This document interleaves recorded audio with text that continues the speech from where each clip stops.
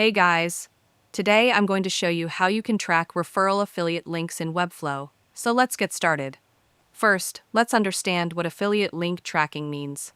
Affiliate tracking helps you see where your visitors are coming from, which links they clicked, and which ones brought in sales or signups.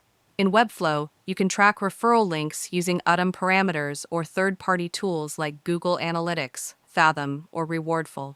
Start by adding UTM parameters to your affiliate links.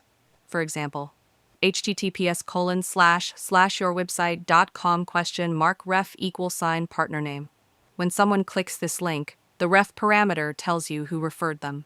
Now, to actually track it inside Webflow, you'll need to capture and store that referral data. Here's how. Go to your Webflow project settings and open the Custom Code tab. Paste a small JavaScript snippet that reads the ref or UTM_source parameter from the URL and saves it in the browser's local storage or a hidden form field. For example, when someone fills out a form on your site, you can automatically include the referral info in the submission.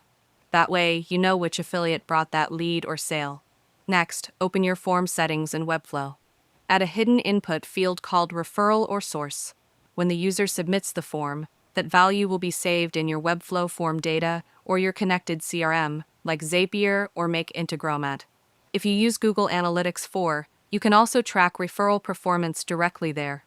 Go to your Analytics dashboard, check the traffic acquisition report, and filter by your UTM tags like UTM_source=affiliate1. For more advanced affiliate tracking, tools like Rewardful, Tapfiliate, or First Promoter integrate easily with Webflow. They give you dashboards to manage affiliates, create custom referral links, and view earnings or conversions in real time. So to summarize, add UTM or referral parameters to your links. Use a script or hidden form field to capture that data. Track and analyze the results in Google Analytics or an affiliate tracking platform.